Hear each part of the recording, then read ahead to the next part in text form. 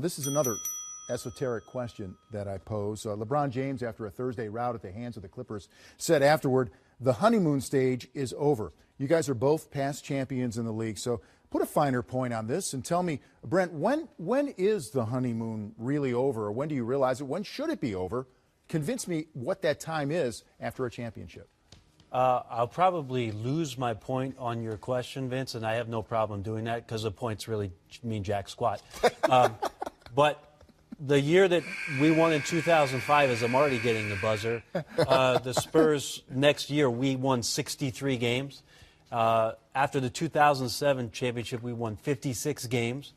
And playing for Coach Pop, he had a way to make everything that we were doing still kind of a game within the game. As the season went on, there wasn't a lot of staleness to what it is we were trying to do or trying to build on in the way that we've seen Cleveland over the course of the last few games. I don't know how to answer that question because I didn't experience the malaise of what it is that Cleveland has seen given their losses. So your answer is no. I don't really have an answer for you other than they still are the best team in the East. And I would say, when do you realize the honeymoon is over? I'm not quite sure.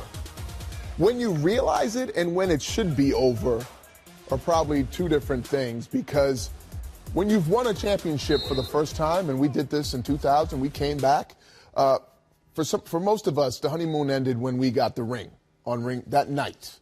It was okay. You know what? We've wrapped up a summer of celebration. We've been patted on the back all summer long, and then now it's time to go to work. Why? It's a completely different roster. Last year's efforts doesn't, support that we'll win a championship this year. We have to go out and earn this, right? I would say that the honeymoon should be over after one trip around.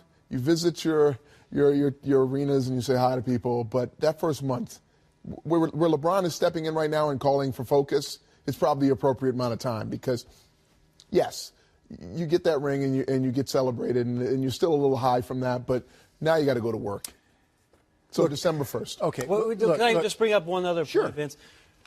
We talked about Cleveland and sort of the holes that are in the roster. I mean, they have some things that they need to figure out at this point. They're sitting at 13-5, but they had some losses of some guys who were grind guys for them. A lot of heart from Matthew Dellavedova, some inside presence in Mozgov. Now, these weren't the leading scorers on the team, but they were reliable players. And the team has yet to really figure out exactly how it is that they're going to make up for the loss of what they represent as teammates, not the statistics, but what they represent as teammates for this team. They've not yet done that. They have not. And the fact that you were both from just storied franchises and can't fathom a honeymoon of any sort, I'm going to split the point for you.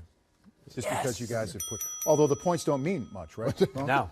But apparently now they do, that you're on the board. Now that I've got half a point, yes. All right.